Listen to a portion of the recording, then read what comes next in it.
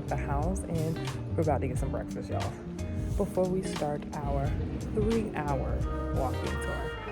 Typically, I don't do tours that long, but this is like the one tour that got everything that we wanted. So let's go. Let's start our day in the beautiful city of Milan.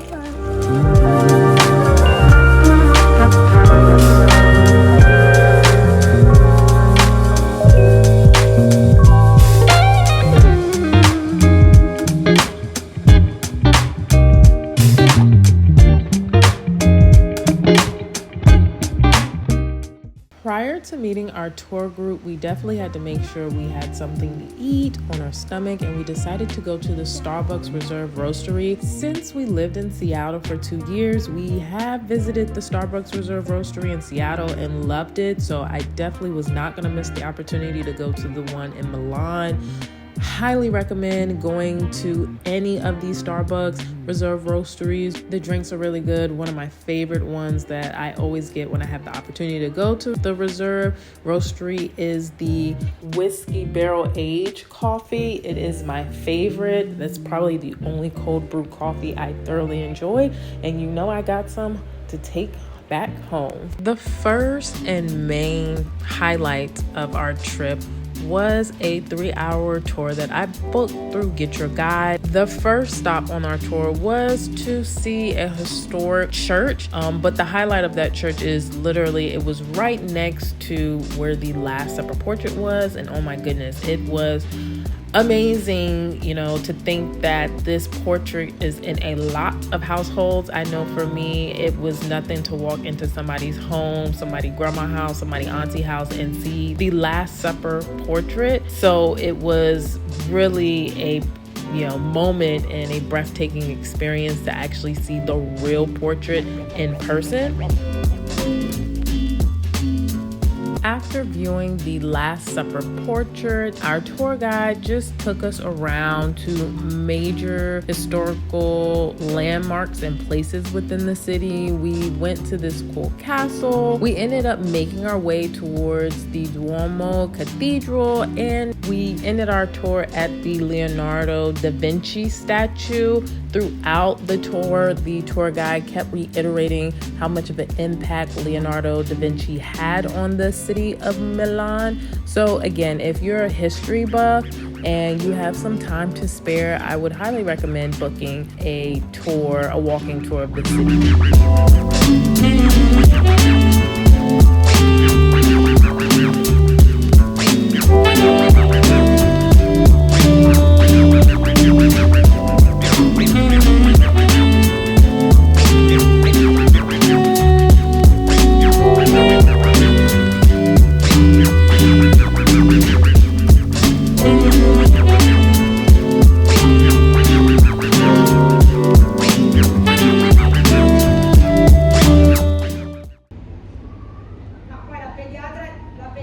So I'm sure y'all are probably wondering, like, dang, what's happening since the tour was over? It got dark all of a sudden. Well, there's a story to that. So, on the train here, we noticed that Parker's ear was hurting her, and we noticed that her stud earring was like pushed into her ear, almost to the point that like if we tried to take it out, it looked like it could rip a hole through her ear. And we didn't notice this until we got here. My husband, when Parker gets a boo-boo, he don't play about her. And reading was not an option. So he was very anxious ever since he found out the earring was bothering her. So post the tour, he thought that an infection was slowly growing. So waiting was no longer an option. So we decided to come to the emergency room in Milan. So that is where we currently are. We are at the Children's Emergency Room in Milan. And we have been here since 4:45. It is currently 7:35. So going on 3 hours here and still have not been serviced. Not surprised though, because they labeled this as a minor injury, which this is not me complaining. I very much agree this is a minor injury, which is why I was like, we could wait until we get back. I'm pretty sure you're wondering, well, why are you sitting outside? Because they told us that at first it was the two of us in the hospital, and then they told us, security came in and told us that it can only be one parent. So security came in basically practically almost telling all the men, y'all gotta get out. Like, to a certain extent, like, security was arguing, like, security and another Italian man were going back and forth for a while. Like, I picked up my stuff, like, yo, we need to roll out because this is getting rowdy. So I just decided I would be the parent that sits outside. So, more of the story, y'all. Sometimes things come up on vacations and trips that are unplanned and unexpected, and you may find yourself sitting in a children's hospital in Milan. But her health is top priority, peace of mind, and we sit here tonight, get her checked out, make sure she's okay, and then we still have all day tomorrow. I'm just hoping and praying to get out of here at a decent time so that we can eat something. Because we literally, since we have got here in Milan, we have not had a proper meal. And y'all know that's not like me. So we'll see. We'll see how it goes.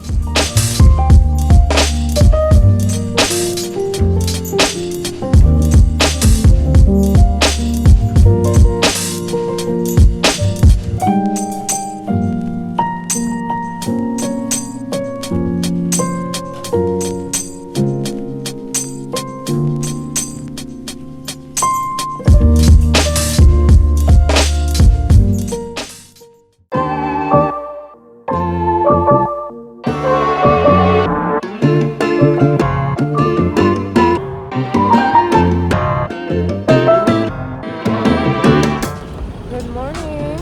We are finally out the house. Had a very eventful evening last night, but we're all good now. So, y'all know it's the morning time and we love to find a good American breakfast. So I think we found one, so that's where we're headed to now. But of course, we gotta stop and get pictures when we see a good shot.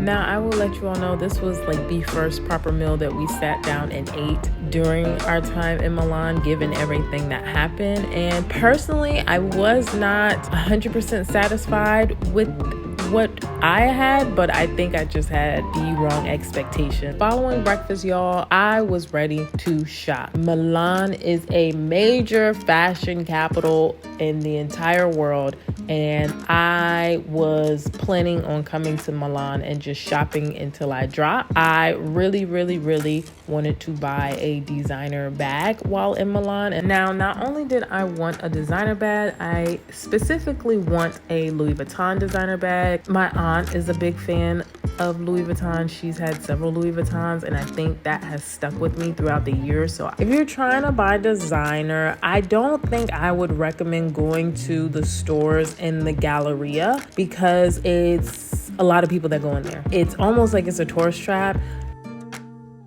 So y'all, I didn't get my bag. I've been wanting a Louis Vuitton bag for years, and the line was just too long, and I was like, I'm not feeling it. So we're leaving. Now, because I was determined to get my designer bag, and because I'm also always open to a nice bargain, a nice deal, I was very much researching and open-minded to getting a designer bag that was at a luxury secondhand store. And I did end up buying a bag. It was not Louis Vuitton, but I got myself a nice Gucci bag. Okay, y'all, so I got my bag. I'm super happy about it. One of my goals coming here was to buy some brown boots because I damaged mine like a week or two ago, and to buy a nice luxury handbag. So one to-do list checked off.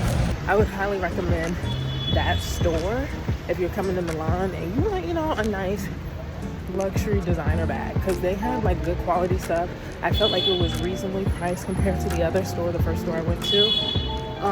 And they have more options than the first store I went to. So after shopping, we started making our way over to the Canal District, where there's a lot of restaurants.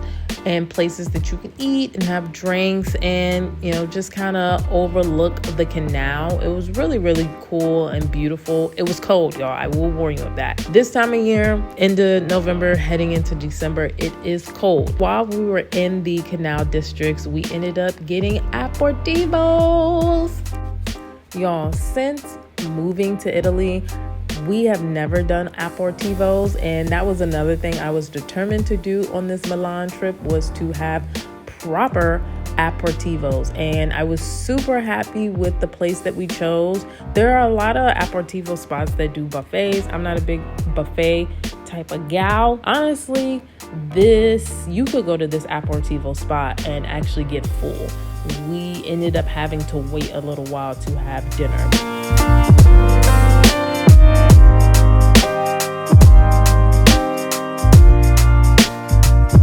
We made the long walk and journey back to the main center of Milan where the cathedral was. And of course, I had to show y'all what the cathedral area looks like at night. It is super, super beautiful, and the gallery is beautiful. For dinner, we ended up stumbling into this sushi restaurant, which is super, super fancy, something we were not prepared for. But honestly, I was so happy we found this spot. Hands down, this was the best sushi I've ever had in my life. It's not all you can eat. So if you're an all you can eat person, you may want to bypass this, but you'll be missing out because it's really good sushi.